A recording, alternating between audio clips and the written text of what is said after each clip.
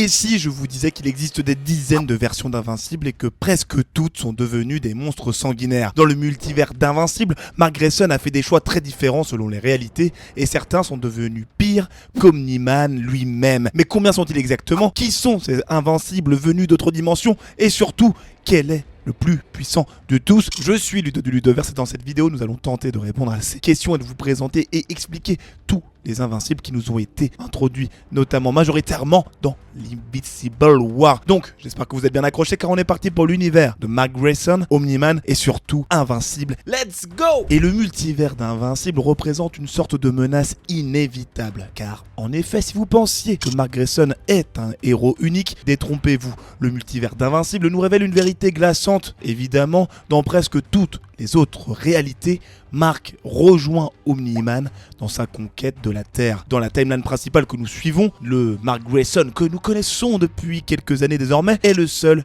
qui s'oppose à son père et qui le pousse à fuir. Mais ailleurs, les autres versions de Mark sont devenues les pires tyrans de leur monde, massacrant des millions d'innocents aux côtés des Viltrumites ou tout simplement par leur propre chef. D'ailleurs, cette révélation qu'on avait eue dans la saison 2 d'Invincible qui faisait de notre Mark Grayson un cas plus ou moins unique et qui explique pourquoi Angstrom Levy veut le voir mort à tout prix. Après avoir absorbé les souvenirs de ses autres versions, il a découvert que dans d'autres réalités, Invincible avait détruit sa vie en massacrant ses proches. Et la menace ne s'arrête pas là bien sûr, car 18 versions maléfiques de Mark ont envahi la Terre sous les ordres d'Angstrom, déclenchant ainsi l'Invincible War. Et l'objectif de Angstrom, comme vous avez dû le voir, c'est tout simplement de détruire la réputation du seul Mark Grayson qui est sympa finalement. Mais bon, si c'est ça qu'il a décidé, pourquoi pas?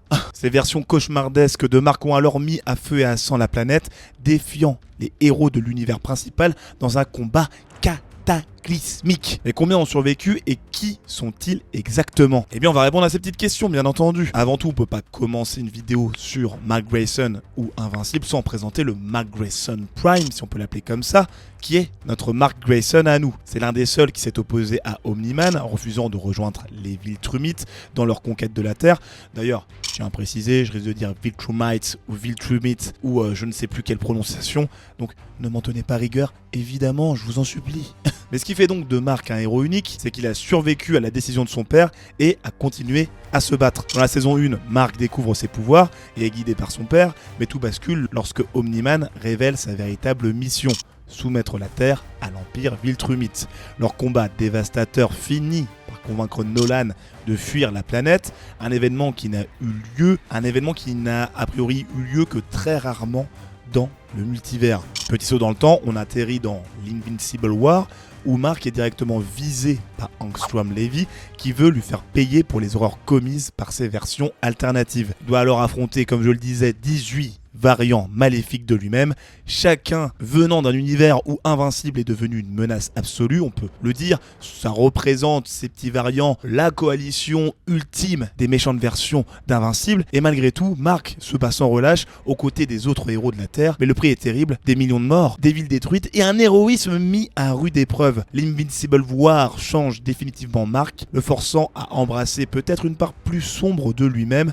une part qui pourrait bien le mener sur le même chemin que ces variants maléfiques. On le voit déjà lorsqu'un ennemi légendaire appelé Conquest, un autre Viltrumite, arrive à la fin de l'Invincible War. On sent direct que Mark il a envie de défoncer de l'ennemi, de l'opposant, les détruire. Mais bon, par rapport à ces Invincibles qui ont failli anéantir la Terre, il est temps de répondre à la question: qui sont-ils? Commençons avec celui qui a l'air d'être le plus cruel, le Sinister Invincible. Cette version de Mark n'a pas seulement suivi Omni-Man, il l'a même tué et a pris sa place en tant qu'agent de Viltrum. Avec son costume noir et jaune et sa petite cape, il est une machine à tuer impitoyable. Dans sa réalité, il a d'ailleurs exécuté froidement une version alternative du fils d'Angstrom Levy, prouvant alors qu'il n'avait aucune humanité. Et on l'a vu, la scène elle est terrible. Le Sinister Invincible tient le coup du fils d'Angstrom qui fonce sur lui et au final il lui écrase le cou et le sang gicle. Donc autant dire que c'est horrible.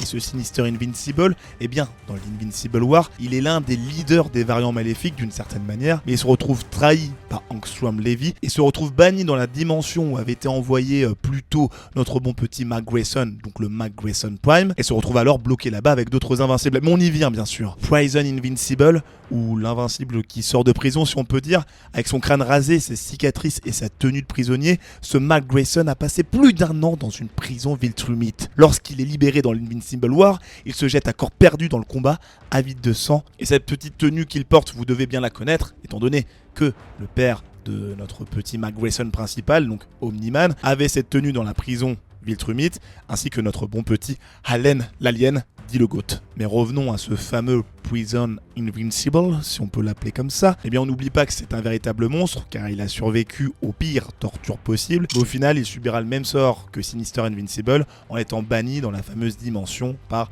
Angstrom Levy. Le No Goggles Invincible, ou l'Invincible sans lunettes, qui est selon moi un psychopathe de l'ombre. Ce variant est une machine à tuer qui prend un plaisir à massacrer ses ennemis. On le voit attaquer les gardiens du globe, blessant grièvement Black Samson, Duplicate ou encore Chep Smith, alias le faussaire. Ce qui le rend terrifiant parmi tant d'autres, c'est qu'il s'amuse pendant les combats, se plaignant même d'avoir tué Immortel trop rapidement, car il aurait aimé le torturer plus longtemps. Autant vous dire que le mec, c'est un psychopathe ultime, d'une certaine manière. Finalement, il y a Darkwing, donc l'équivalent d'un Batman si vous préférez, qui le piège dans le Shadowverse. On ne connaît pas vraiment le sort de ces deux personnages que sont Darkwing et No Goggles Invisible, mais on peut se douter que l'un des deux ou les deux sont peut-être morts, ou peut-être qu'on va les revoir sous une forme totalement différente.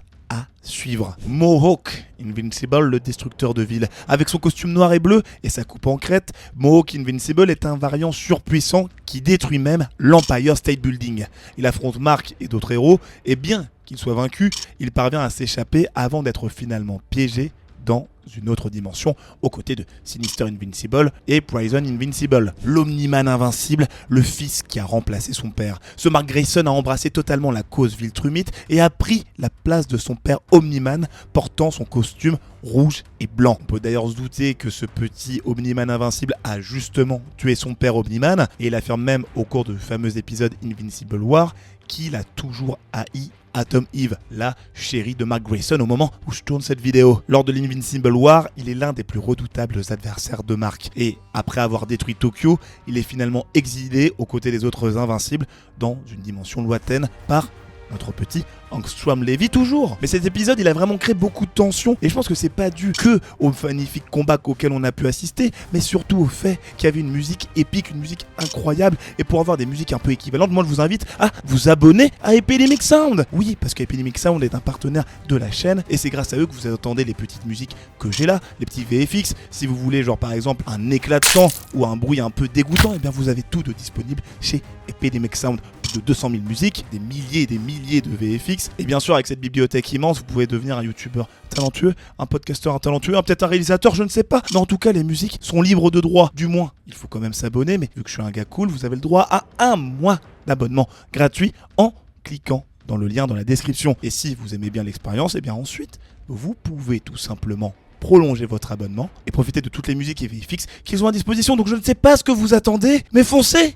Sporty Invincible. Difficile de le rater celui-là, j'ai envie de vous dire, car ce variant porte une tenue, on va dire de sport, ajustée avec les codes couleurs de notre petit Mark classique. Et bien qu'il ne soit pas aussi terrifiant que les versions maléfiques, il fait tout de même partie de l'armée de variants lâchés sur Terre par Angstrom Levy. Ici, son destin, on peut dire qu'il reste assez flou. Il ne fait pas parmi de ceux qui sont à la fin de l'Invincible War dans l'autre dimension, ce qui laisse supposer évidemment qu'il a été éliminé en cours de route, le Flaxan Invincible. Ce Mark Grayson arbore ici une armure bleue et grise issue de l'univers des Flaxans, ces extraterrestres qui ont déjà tenté d'envahir la Terre et qu'on a vu notamment énormément dans la saison 1 d'Invincible.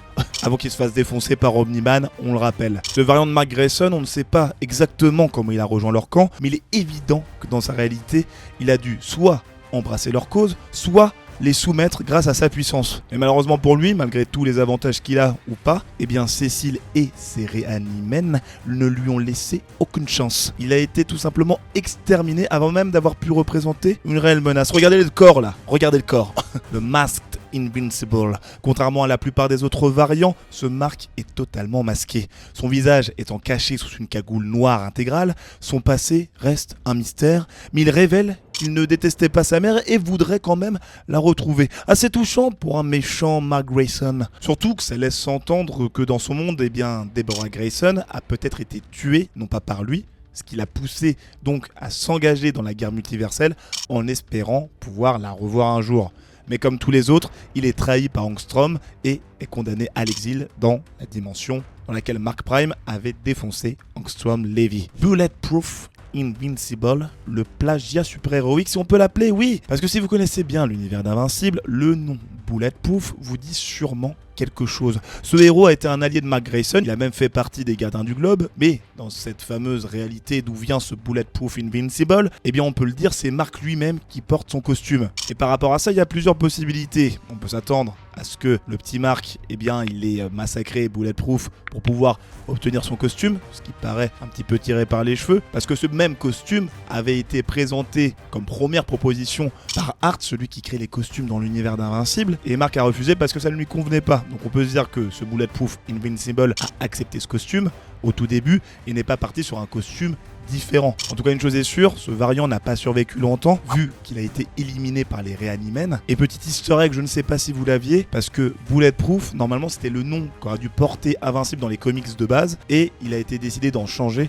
pour lui donner un nom un peu plus stylé, on va dire, ce qui a été donc le petit nom Invincible. Voilà, il y a même des anecdotes dans cette vidéo, c'est magnifique. Et d'ailleurs, je profite de ce petit moment pour vous présenter rapidement les comics Invincibles que je suis en train de lire à toute balle. Je me suis chopé les 2-3 premiers tomes, donc là je vous les montre un petit peu, je les ai mis à côté de moi. Et on peut dire que l'histoire est quand même assez différente dans la manière dont c'est raconté, donc c'est très intéressant à lire. Les événements ne se déroulent pas pareil. Et si vous voulez, je vais vous mettre les liens de ces comics-là en description. Tenez, je vous montre même le tome 3 que j'ai fini au moment où je tourne cette vidéo. Donc voilà, n'hésitez pas à foncer. Moi, je vais continuer de les acheter parce qu'il y a quand même pas mal d'histoires qu'on n'a pas envie de louper. Donc voilà, c'était petit aparté.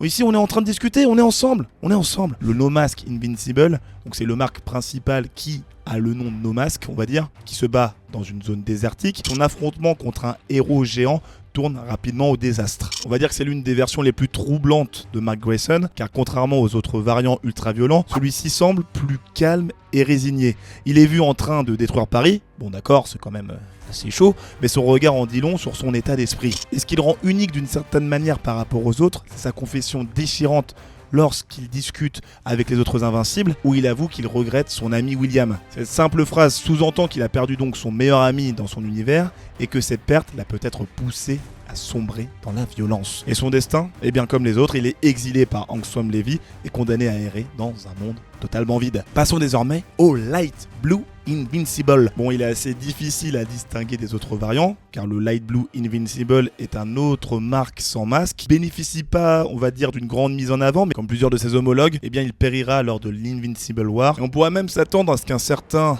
Jesse, ou plutôt Iron Paul, Powerplex, un héros dont on connaît la haine pour Invincible, lui est peut-être régler son compte. Et vu qu'il est impossible d'identifier son corps sur l'image qu'on a, autant dire que c'est potentiellement lui. Bon, laissons cette question ouverte. L'Emperor Invincible, le tyran du multivers. Ce Mark Grayson a embrassé totalement la cause Viltrumite. On a l'impression que contrairement aux autres versions qui ont simplement suivi Omni-Man, il est devenu un véritable empereur, portant un costume arborant l'emblème Viltrumite sur ses épaules. Avec une arrogance absolue, il affirme qu'il ne prendrait même pas les humains comme esclaves, preuve de son mépris total pour l'humanité, on peut le dire. Et heureusement, je le redis, il est vaincu et exilé comme les autres, empêchant qu'il ne devienne une menace encore plus grande. Headcape Invincible, l'ennemi d'Oliver. Avec son masque intégral collé au crâne, cette version de Mark est l'une des plus dérangeantes visuellement. Contrairement aux autres, il est directement confronté à Oliver, le demi-frère de Mark et fils d'Omni-Man. Sauf que ce dernier, il ne connaît pas Oliver, donc on peut facilement penser que dans son univers, ce dernier n'existe tout simplement pas, parce que comme les autres Invincibles, on le suppose, le petit Omni-Man, il n'est pas parti dans une autre planète pour aller faire un bébé avec un insecte extraterrestre humanoïde, et alors il n'a jamais pu avoir de petit frère. Le combat a été chaud entre Oliver et Headcap Invincible, même si il semblerait qu'il ait remporté la victoire grâce à l'aide d'autres héros, car Headcap Invincible ne fait pas partie donc du groupe d'exilés, ce qui signifie qu'il a probablement été tué lors de l'affrontement. Le Viltrumite Invincible, le soldat parfait. Si certains variants d'Invincible sont des tyrans, Viltrumite Invincible est un pur produit de l'Empire Viltrumite. Il porte fièrement l'uniforme des conquérants, prouvant qu'il a totalement intégré leur régime. On avait déjà vu cette tenue sur Omni-Man lorsqu'il est arrivé sur Terre, et sa scène la plus marquante lors de l'Invincible War, c'est son combat contre Wolfman, un personnage culte de l'univers d'Invincible, qui vient d'ailleurs tout juste d'être introduit alors qu'il a lui-même eu son comics. Je tiens à le dire. Il lui dira d'ailleurs en pleine tête: je t'ai déjà tué et je vais recommencer. Heureusement, Wolfman survit, mais ce variant est aussi exilé par Angstrom Levy. Le moustache Invincible, avec sa moustache et son uniforme blanc, ce Mark ressemble presque à un Viltrumite pure souche. Là, on voit directement la ressemblance avec son père, parce que la petite moustache, on ne peut pas passer à côté. Mais, contrairement aux autres, il n'a pas du tout le temps de briller, car dès son apparition, il est attaqué par un autre héros très connu de l'univers d'Invincible, Tech Jacket, qui a eu aussi droit à son comics et qui est considéré comme l'un des personnages les plus puissants de l'univers d'Invincible, si je ne m'abuse. Et c'est donc pas étonnant que le combat soit expéditif et que Moustache Invincible, je l'appelle comme ça, mais bon, c'est plus, vous l'appelez comme vous voulez, quoi. Et alors ce petit variant se retrouve envoyé dans l'espace, il s'affronte et il se retrouve massacré par Tech Jacket. Who did Invincible, le guerrier mystérieux, ou peut-être pas, vous l'appelez comme vous voulez encore une fois, c'est un autre marque qui sort du lot. Who did Invincible se distingue par son couvre-chef bleu qui lui donne un air assez ridicule, selon moi. Il se bat d'ailleurs aux côtés d'Omni-Man Invincible, prouvant qu'il fait partie des versions les plus redoutables, ou peut-être pas, mais en tout cas, les deux décident d'affronter Atom Eve et notre petit Invincible Prime pour un combat assez dantesque. Mais malgré sa puissance, lui aussi ne fera pas long feu vu que Cécile et ses Réanimens l'attaquent en masse et il disparaît alors sans laisser de traces. On a parlé du No Goggles Invincible, et bien là on va parler du Goggles Invincible. Contrairement aux autres versions de marque qui font tête baissée, Goggles Invincible est un combattant plus méthodique. Son design est similaire à l'Invincible principal, sauf que ses lunettes de protection sont fusionnées en une seule visière. Il a causé d'énormes dégâts lors de l'Invincible War et je pense que vous devez le détester. Pourquoi ? Parce qu'il a affronté Rex, Monster Girl, Robot et Bulletproof, le fameux. Il a été une véritable épine dans le pied pour les héros, ce qui a poussé d'ailleurs Rex à utiliser une arme spéciale pour le vaincre. Il s'est servi de son corps et a décidé de le faire exploser, ce qui nous a débarrassé de Goggles Invincible, mais qui nous a poussé aussi à dire au revoir à Rex indéfiniment. On t'oubliera pas, mon pote. L'invincible aux cheveux longs, le Long-Haired Invincible, on va dire que c'est l'un des plus reconnaissables. Il arbore une chevelure longue jusqu'aux épaules, un look qui lui donne un air plus sauvage et désinvolte, et il est aperçu notamment en pleine bataille en banlieue, affrontant plusieurs héros, mais contrairement à d'autres versions ultra violentes, il n'a pas vraiment de moments marquants, à part quand il porte une voiture, mais ça c'est pas forcément très intéressant. On le voit semer le chaos, mais il est vite retrouvé mort. On peut se dire qu'il était probablement éliminé par d'autres héros, voire peut-être Oliver, mais bon, ça reste à suivre. Et puis bien sûr, donc là je vous ai présenté tous les invincibles de l'Invincible War, mais il y en a d'autres aussi qui ont été présents lors de saisons précédentes en mode petit caméo ou je ne sais quoi, parce que le multivers d'Invincible, évidemment, il est quasiment infini, et il existe encore de nombreuses versions alternatives de Mark Grayson. Certaines n'ont même pas participé à l'Invincible War, mais elles existent bel et bien. Parmi elles, on a un Mark qui a aidé Omni-Man à conquérir la Terre, réduisant les derniers héros à l'état de survivants cachés. On l'avait vu notamment dans le premier épisode de la saison 2. Il y a d'autres marques qui étaient considérés comme des tyrans, qui se retrouvaient à couper des têtes ou à éliminer les Angstrom Levy. Il y a même un autre marque qui est resté très longtemps dans la dimension exil lorsqu'il a été envoyé par Angstrom Levy. C'est notamment les gardiens du globe du futur qui ont raconté un peu cette anecdote. On peut se dire qu'il est quand même devenu assez fou, mais bon, on n'a pas trop d'indices en dehors de ça. En tout cas, toutes ces versions d'Invincible sont très toxiques et méchantes, et on est bien content que la majorité soit décédée ou envoyée dans une autre dimension. Ils auront sûrement un retour, je vais pas vous spoiler les comics, mais autant dire que les Invincibles qui se trouvent dans la dimension annexe là, ce qui va se passer à l'intérieur, c'est pas très joli et c'est même terrible, mais bon. Je vais pas en dire plus. En tout cas, l'univers super-héroïque d'Invincible devient de plus en plus intéressant. On espère que la nouvelle équipe d'Avengers s'inspirera de ces variants pour faire quelque chose d'intéressant dans la nouvelle team. Et ils vont peut-être même recruter tous les variants de Venom s'ils sont encore en vie. Et j'en parle juste ici dans les vidéos qui sont juste là. Donc n'hésite pas à cliquer. C'était Ludo du Ludoverse. N'oublie pas ton mois d'abonnement à Epidemic Sound qui se trouve dans la description. Et abonne-toi, je te dis à la prochaine. N'oublie pas les comics non plus Invincibles. Salut!